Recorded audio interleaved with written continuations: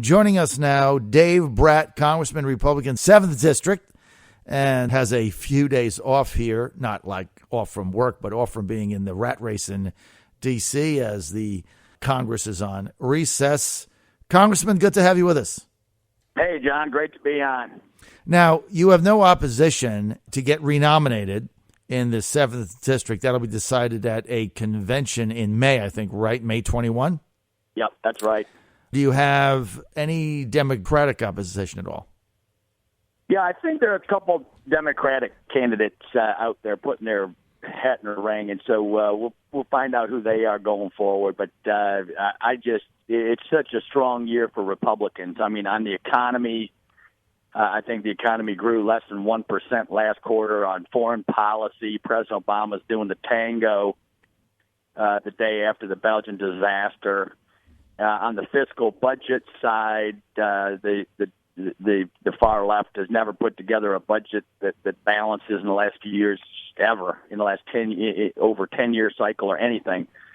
And so I'm feeling pretty good. The wind, I think, is clearly going to. People are just wanting a change. They've expressed their frustration with the Republican leadership for not fighting hard against President Obama's agenda and Obamacare. The bad news keeps coming. There's another report in this week on the website again, and the cost to small business, big business, to the individual for Obamacare is just crushing them.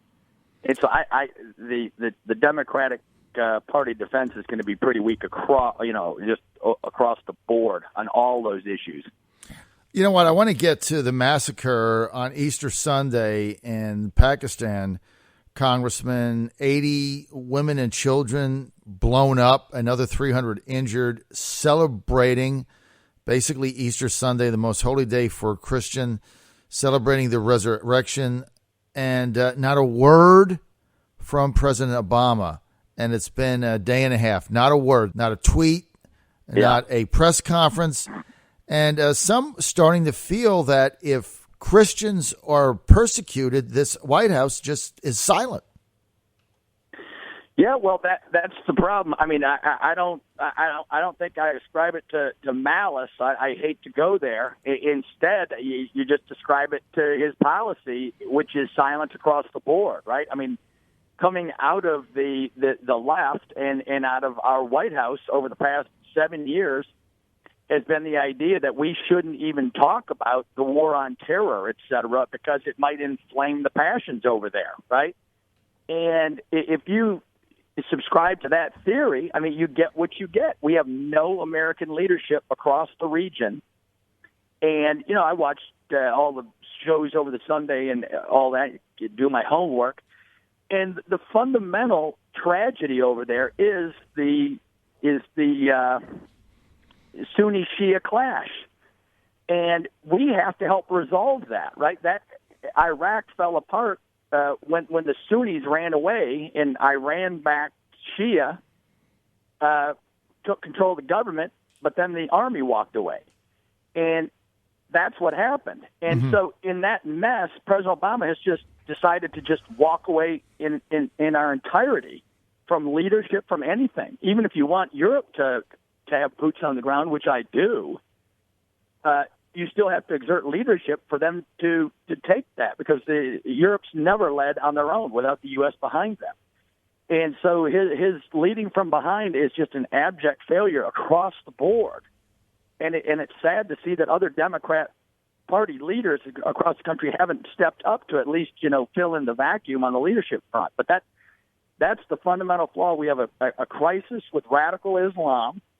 The Muslim Brotherhood have a document out 20 years ago from the Holy Land trial that everybody should read. It's their blueprint for how to infiltrate the United States 20 years ago and to destroy our Western civilization. In their own words, it's just quote after quote after quote. We want to destroy your civilization.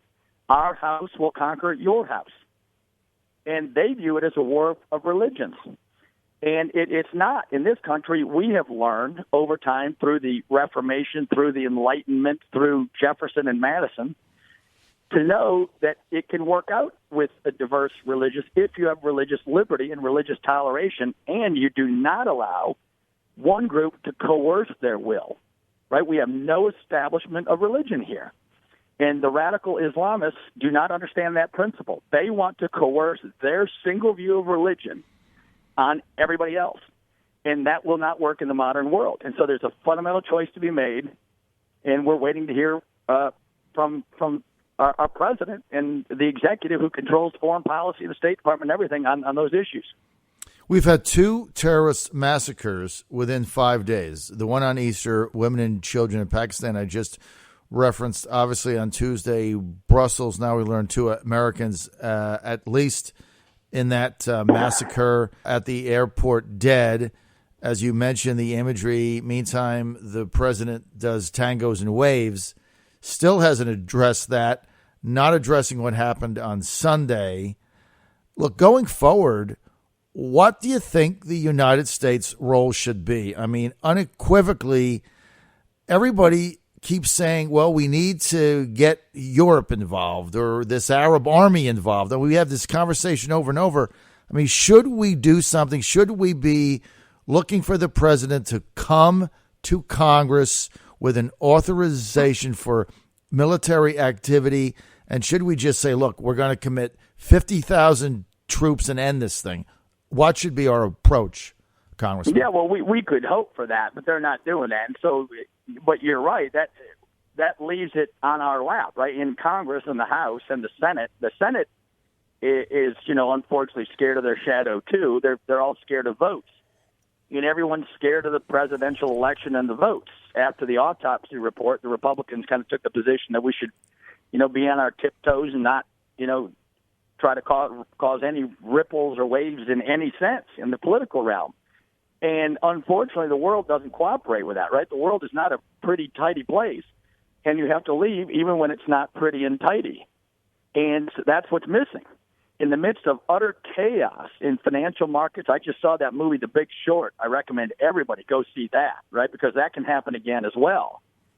And you got bubbles, percolating all over on the financial real estate Fannie Freddie side again, in addition with all this foreign policy nonsense. So the American people are saying, hey, our anxiety level is maxed out. We're stressed out. We're going for outsider candidates right now because the establishments on both sides are not getting the job done. And it's just a common sense. Everybody knows that. And so, the ball is firmly in our court, and the people are begging for us to stand up and give some certainty. And instead, we're just in these political squabbles at the presidential level on, National Enquirer and all this kind of stuff, instead of addressing the fundamental issues that face our world. Congressman, let's get, just for 1 minute, let's get to this tweet battle going on between our 2 front-running presidential candidates. A National Enquirer, pictures getting retweeted. My estimation is we just need to move beyond this and talk about the issues. What say you? Yeah, well, I ran on the Republican creed, 6 principles, and I've added the 3, pillars that have sustained our civilization over the long run to those 6 points. And I wish that's what everybody would do to avoid the nonsense, right? I mean, we need to be teaching the kids ethics as we run for office, instead of getting into a war which makes the ethics more problematic with all these silly stories. Mm-hmm. And so, I wish the candidates would put forward statements having to do more with, moral substance and ethics and philosophical backdrop. And so that if someone attacks on these issues, it'll be clear that it's a moral failing. But we're not going down that road. I wish we would. Well, I think we need to do that because if you look at the amount of media time that was spent on Mrs. Trump's former picture as a model getting put in an advertising campaign by a Cruz super PAC and then Trump's retweet that somebody sent out, I mean, to me, this is just a complete and utter waste of time. I mean, I think our country, Congressman, is circling the drain. You've said it 100 times. We have over $100 trillion of unfunded mandates. Nobody has any idea how to deal with that. We continue to raise the debt. Nobody will stand up to that. We've got all these problems all over the globe, and we focus 5 days on somebody's retweet. I think it's asinine. Personally, I think it's an insult to my own intellect, to be honest. I want to get to your effort, legislation to strengthen border security. Can you elaborate on that for our audience? Yeah, well, I came in, roughly now about a year and a half ago. I came in early November 14, and the first thing I faced, the first week I got up there, President Obama was doing the unconstitutional amnesty. And this is, a severe stretch of executive authority. And Congress said, Boehner at the time, our speaker said, we're going to fight this tooth and nail. Well, we didn't fight it tooth and nail. And then we tried to do some moves through the budget process, but then when you tried to defund the Department of Homeland Security and the part, that's responsible for enforcing the unconstitutional amnesty, we ran into troubles because we discovered that that part of Homeland Security is largely fee-driven. They get their fees directly into their budget, and the money that comes from the Congress is not as big as the fee-driven part, so they can fund themselves continuously. And so that was a learning curve for everybody. And so I put in a bill to end that process, which says, hey, you cannot self-fund yourself, right? That's kind of extra constitutional. The Congress should have the power of the purse across the board. And this is the Article 1 project, right? If you go take your kids to the National Archives up in D.C., Article 1 of the Constitution has to do with the Congress, and it's a page and a half in that document. And in Article 2, the executive branch, the president, is just a half a page. Mm-hmm. And that gives you a hint where the founders meant the power to be. And so this is all part of the bigger picture of trying to get our country back on the right track on a simple, smaller piece, but that is symbolic and will point to other moves we can make going forward. So hopefully this goes through. I had a lot of people co-sign on that bill already. There's a huge interest because everybody knows it's out of whack. And so this allows you to defund a small part of Homeland Security without having to threaten the whole department or the whole budget. And then, everyone yelling, hey, so-and-so is trying to shut the government down, which is a bunch of nonsense. So you would be able to... We just want to defund a small piece of a small department that is engaging in unconstitutional behavior. And so that's the goal of the bill, and I appreciate you bringing it up. So with this bill, you would be able to blue line out certain appropriations for certain government functions without affecting everything, right? Yeah, no, that's exactly it, right? So we can just do what everybody learns in junior high. We can write out certain pieces of certain parts of the budget or parts of the executive agencies that aren't doing their job and not fund it until they start obeying the law. All right. Now, I know, obviously, you're a student like me of history, Congressman. Back in the 90s, I don't remember, it was 97 or 95 or something like that. But Gingrich's Republican Congress gave President Clinton and the executive branch the ability to line item by line item strike items from the budget out. Remember that? And then that was ruled unconstitutional, that it was kind of an all or nothing deal. Why is what your legislation is proposing, why is it different? Yeah, mine just has to do with a far more narrow category. It just says if an agency is funding itself by collecting fees, right, for the folks who come across the border or immigration, et cetera, they're collecting fees from all these folks. And we're just saying you don't get to use those fees without going through the approval process of Congress. And so it's a much more narrow piece. I got it. So it's just dealing with that one thing. So that makes a lot of sense because that would give Congress the power to defund, efforts that the president is doing that you don't deem, which is consistent with what authority that he has. How does that get, you've explained this to us 100 times, but how does that actually get through committee and actually get to the floor? This bill? Yes. Yeah. We just, first of all, try to get a large number of co-signers. If you get up to 100 or so, that shows there's kind of a will of Congress to take it seriously. And then you just give it up to leadership, and they take a look at it. And in this case, it's structured in a way that I think everyone will find to their liking.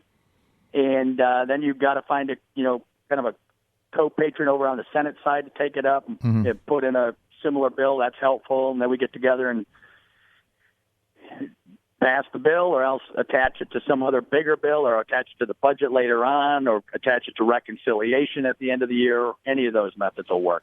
Does President Obama have the power to veto it?